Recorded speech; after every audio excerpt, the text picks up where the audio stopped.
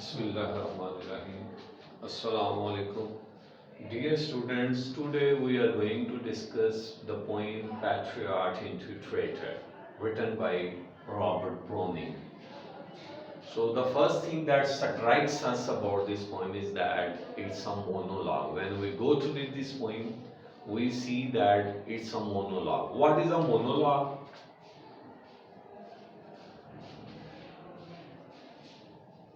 Mono means one, log means a discussion. Monologue means the discussion of one person. So first of all, a monologue is a poem in which a single speaker speaks about himself.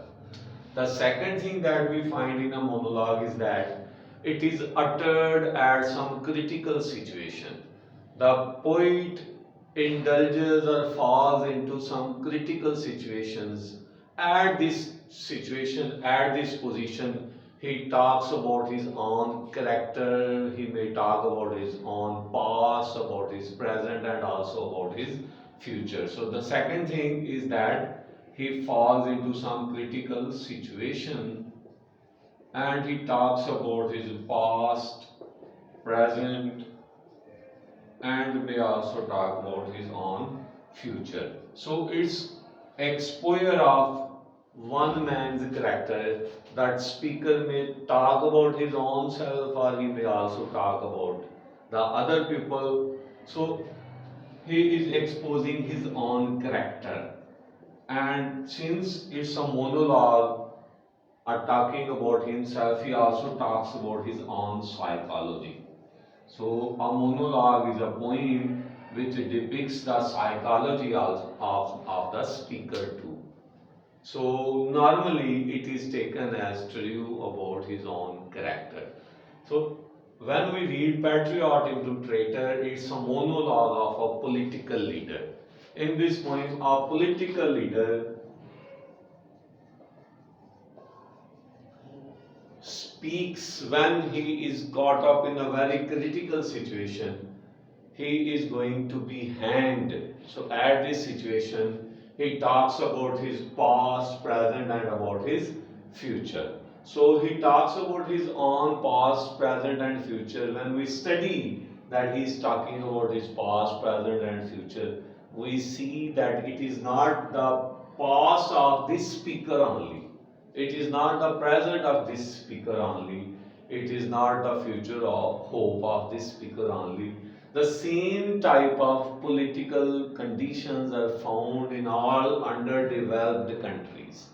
So by talking about his own character, the political leader in this poem exposes the political conditions of developing countries. So this poem, the second thing about this poem is that it exposes the political conditions, of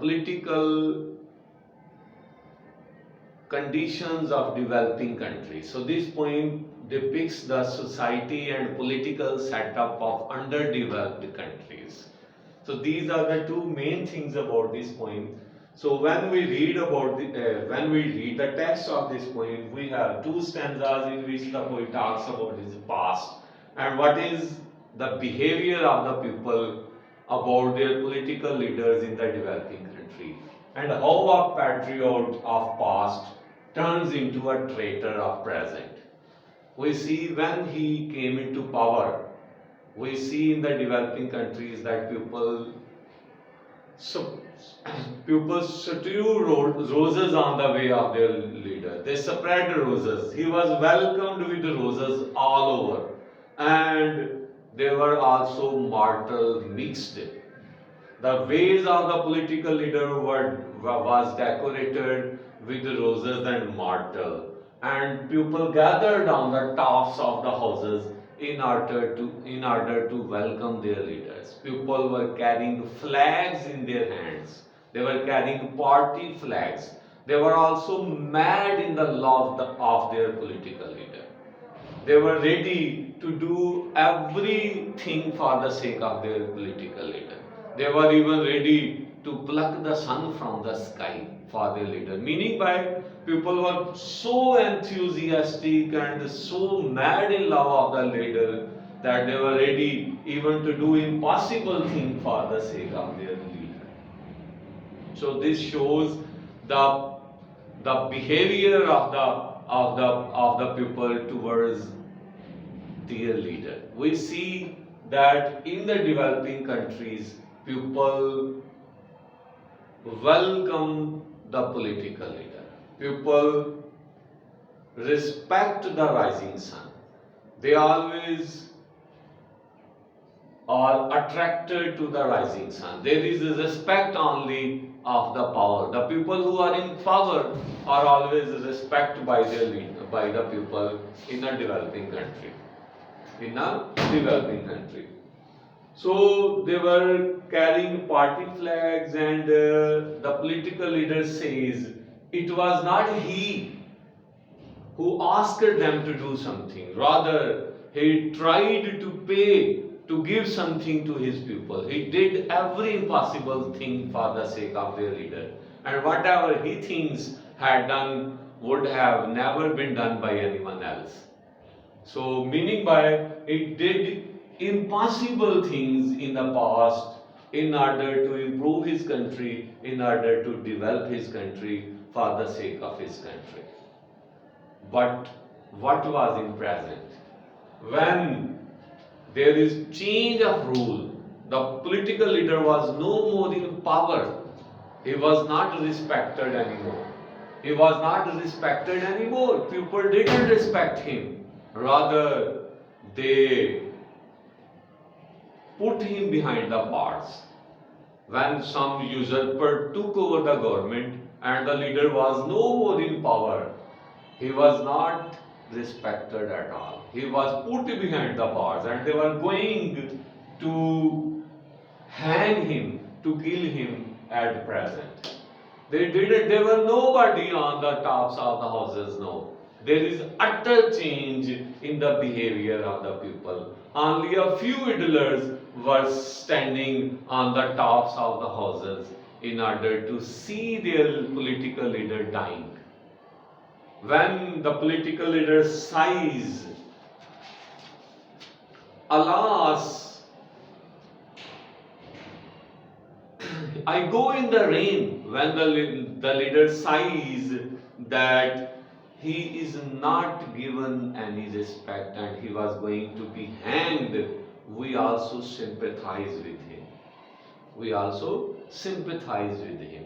The people were not caring for him, and they were carrying him even in the rain to hang him. A few idlers, a few lepers were standing in the windows in order to see their political leader. Since they were idlers, they had no activity.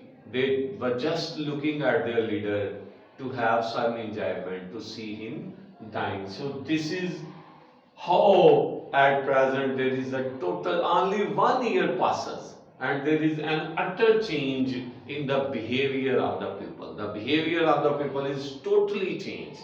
This is what happens in underdeveloped countries. When a man is in power, the people respect him. But when the man is not in power, he doesn't get any respect. He doesn't get any respect. The same types of political setup is found in all developing countries, whether it is India or Pakistan or any other developing countries. The behavior of the people is approximately the same.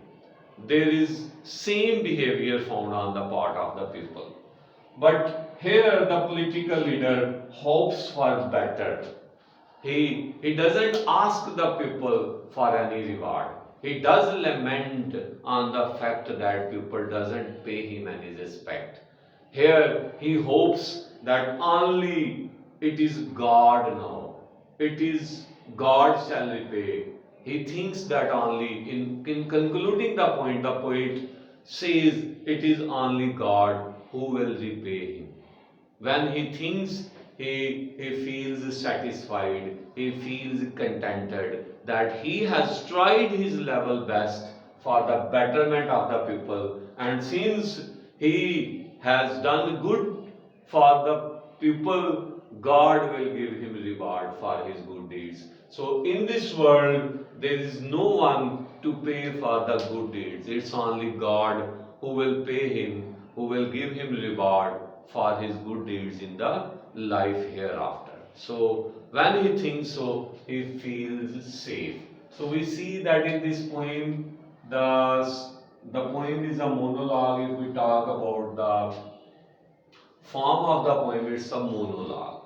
And I have just spoken that it's a poem in which a single speaker speaks his thought aloud and he is presented to be caught in some critical situation. He may talk about his past, present, future, and while talking about his character, he also talks about his emotions, about his feelings, about the inner working of his mind. So, a monologue also exposes the psychology of a person. So, here in this poem, Patriot into Traitor, the poet talks, the speaker is a political leader and he talks about the behavior of the people as it was in the past, present, and then we also see some hope on the part of the political leader for his future. For his future. So this point, by talking about a political leader, presents the political conditions